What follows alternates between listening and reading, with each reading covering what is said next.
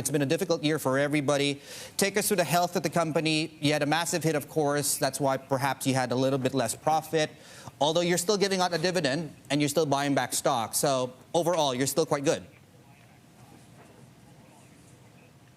Yeah, look, it's been a very challenging year, obviously, with the COVID circumstances that we've dealt with across our portfolio. We've had closures in areas like Malaysia and India and New Zealand, and we've dealt with that. But look, largely, I would say that we're very pleased with the result. Our underlying numbers are still very strong. You see a write-down of the New Zealand business, which has impacted the net profit after tax of $197 million, which, of course, is a non-cash item. And the board felt that our balance sheet was in a strong enough position for us to continue to pay an 8-cent dividend. We have withdrawn from the buyback in this period as we're investing our capital in the North Star expansion, a $700 million US expansion of our North Star facility. Mark, talk us through then this restructuring that you guys are ongoing, of course, that review on the New Zealand business. There's a monetary target in terms of the cash savings that perhaps you want to see come through. When can we expect, I guess, an update on the full details of what that restructuring might look like? And talk to us about possible job cuts there. Yes, look, we're in the process of finalising the analysis for New Zealand. It's, for the last couple of years, not met our internal hurdles, our return on invested capital. The business has been challenged with high energy costs. It's a very competitive market.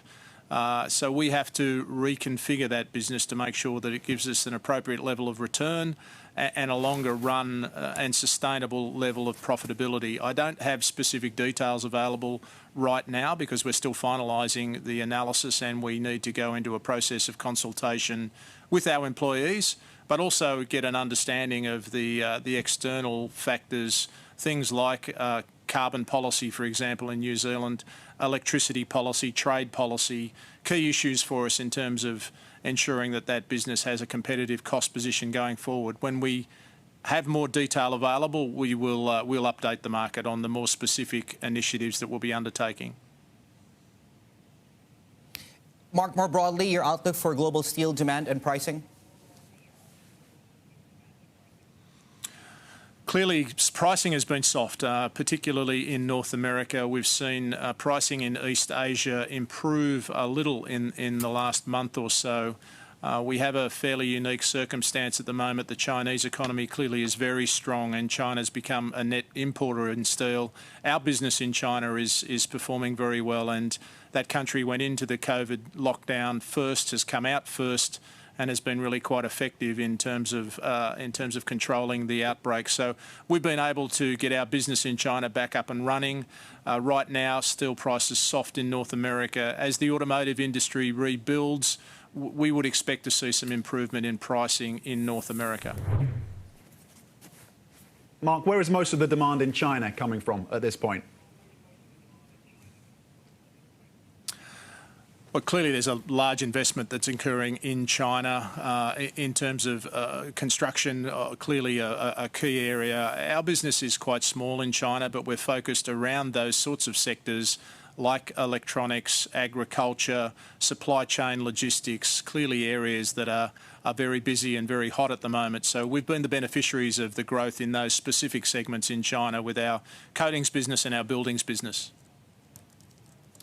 And what does it tell you about the trajectory of economic growth here in China? It's clearly strong. I mean, we're back to sort of pre-COVID levels. We came into the second half forecasting not a great half of results. In fact, we finished up with an EBIT result that was about the same as a year ago. So very effective in terms of dealing with the breakout of the pandemic and the rebuilding of the supply chain. So quite strong would be our forecast on the China business right now. OK, switching focus to the US, you talked, of course, about this significant investment in the North Star facility. Is there any question mark over that, the time frame and the commitment there, given that the US economy is significantly under pressure and, of course, we've had concerns about the virus in that country? Yes. Now, the way we think about an investment like this is a 30-year investment for our company, so it's something we did an extensive amount of research and work on.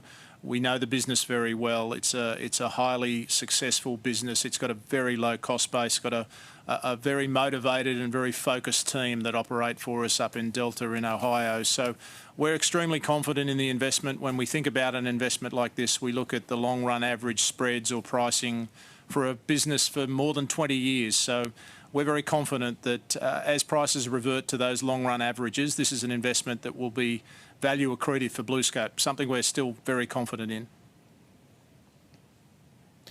Mark, the company declined, at least for now, to give specific guidance on earnings moving forward. Talk us through what's still not as visible as you'd like right now in terms of just the 6-12-month outlook.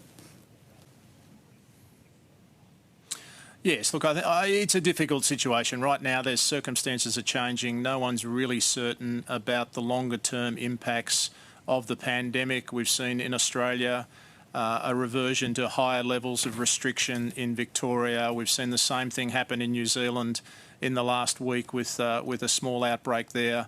There's a lot of uncertainty about the potential impact of the pandemic in North America. So in our larger markets, Australia and New Zealand, that level of uncertainty has hindered our ability to look forward and provide specific EBIT guidance.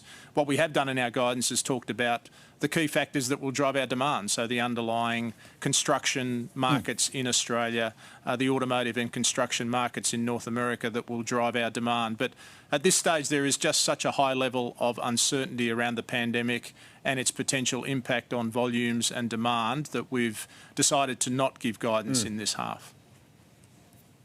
Mark, just quickly, your outlook for steel spreads.